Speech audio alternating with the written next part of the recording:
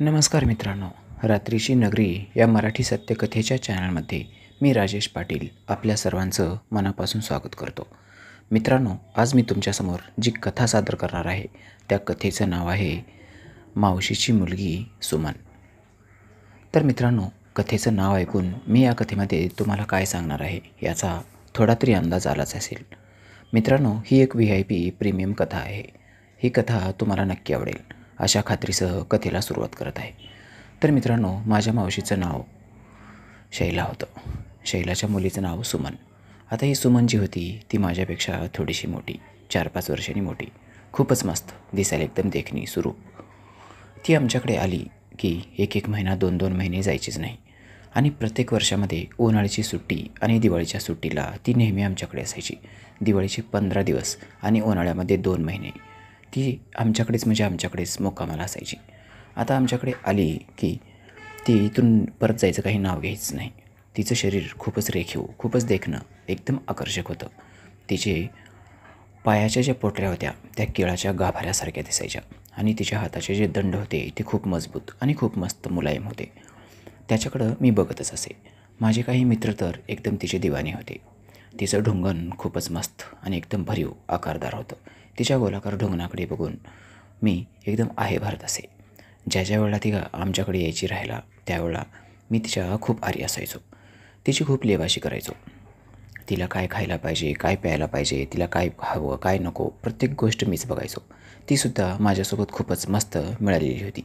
आता प्रत्येक गोष्टीमध्ये खेळण्यापासून ते बाकी खाण्यापिण्यापर्यंत सर्व काही माझ्यासोबतच असायचं. आता मी, माझी बहीण स्वाती आणि ती, आम्ही तिघेजणच घरी राहत असो. घरचे एकदा दुपारी सर्वजण सकाळी कामाला निघून गेले. म्हणजे पप्पा शेताकडे जायचे, आई पण कधीकधी पप्पासोबत निघून जायची. आई आणि पप्पा शेतावर गेले की मग घरामध्ये आम्ही तिघेच असायचो, सुमन, स्वाती आणि मी. मग कधीमधी माझे मित्र घरी यायचे. आता दररोजच मित्र घरी यायचे नाहीत. मित्र घरी आले की आम्ही लपाछपीचा वगैरे खेळ खेळायचो.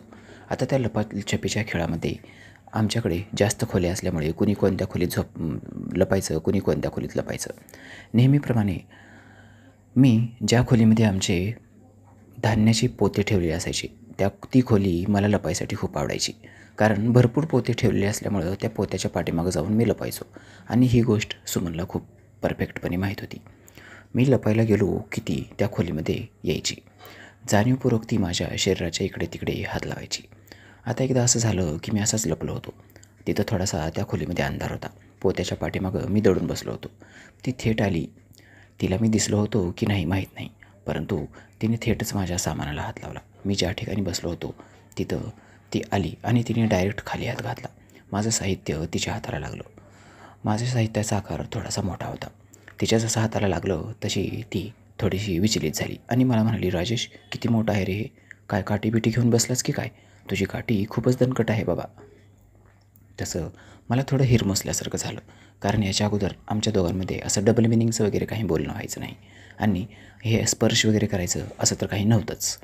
मग आता असं झालं की आम्ही दोघे पण थोडंसं तिथून गप्पा गोष्टी करत बाहेर आलो. बाहेर आल्यानंतर मी तिला म्हणालो, आता तू लप, मी शोधायला येतो. त्या दिवशी योगायोगानं माझा एकच मित्र आमच्यासोबत खेळायला आला होता. मग स्वाती तिच्यावर राज आलं होतं, परंतु मी तिला म्हणालो, आता मी राज घेतो, तुम्ही सर्वजण जाऊन लपा.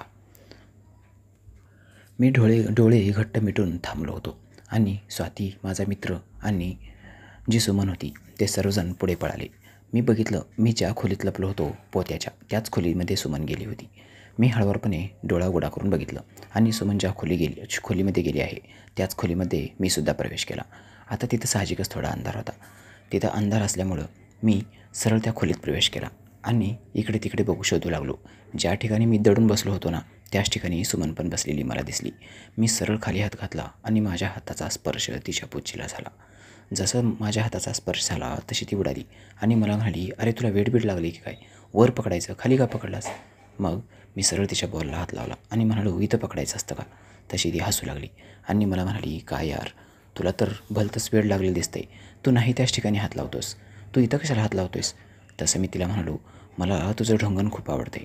असं म्हणून मी माझा हात तिच्या ढोंगणावरून फिरू लागलो. तीसुद्धा एकदम मस्त होऊ लागली होती. तिला आता जोश चढू लागला होता. तिनं मला घट्ट मिठीत घेतलं आणि मला म्हणाली, राजेश थांब थोडंसं, असं मिठी त्याला खूप आवडते. मग मी हळूवारपणे तिला तिचं तोंड फिरवलं आणि पाठीमागून मी तिचे बॉल दाबू लागलो. तिला आता मस्त मजा येऊ लागली. थोडा वेळ असाच दाबादाबीचा कार्यक्रम झाल्यानंतर मी तिला माझं तोंड तिच्या तोंडात घातलं आणि एक मस्त चुंबन घेतलं आणि हळूच तिला म्हणालो, आता बस झालं, चल बाहेर, कुणीतरी इथे येईल, बाकीचं सर्व काही संध्याकाळी करू. तीसुद्धा तयार झाली. मग आम्ही सर्व दोघेजण बाहेर आलो. मी स्वातीला शोधून काढलं आणि माझ्या मित्राला पण. आम्ही दोघे तिघेजण परत असाच जवळजवळ 1 तासभर खेळ खेळलो आणि काही वेळानंतर माझा मित्र मला म्हणाला, राजेश, आता माझे आई पप्पा येतील, मला जावं लागेल. तसं मी त्याला म्हणालो, ठीक आहे, तू जा आता. माझा मित्र निघून गेल्यानंतर घरामध्ये मी, स्वाती आणि सुमन तिघेजणच होतो.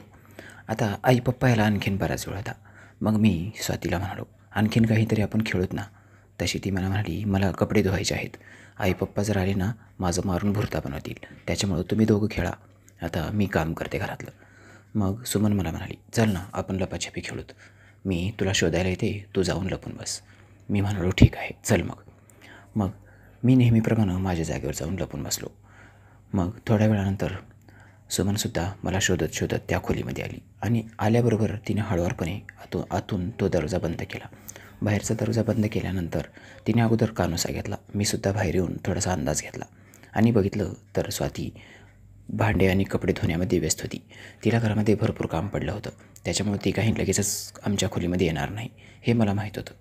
आणि आई पप्पा याला तर आणखीन भरपूर वेळ बाकी होता.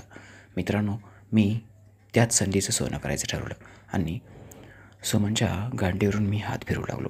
मस्तपैकी मला खूप मजा येऊ लागली.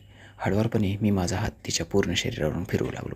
असं करत करत मी माझा हात तिच्या पुच्छीपर्यंत आणला आणि तिच्या पुच्छीवरून मी माझा हात फिरवू लागलो. हळूवारपणे तिच्या पुच्छीच्या उभाराला मी आता दाबू लागलो. तिच्यासोबत खेळायला मला खूपच मस्त मजा येऊ लागली होती. काही वेळ झाला. हळूवारपणे मी तिला म्हणालो, आपण दोघेजण झवाझवी करायची का. तशी ती मला म्हणाली, तुला येते का करायला. मी म्हणालो, मी माझ्या मित्राकडून थोडं बहुत शिकलो आहे, परंतु जास्त काही येत नाही.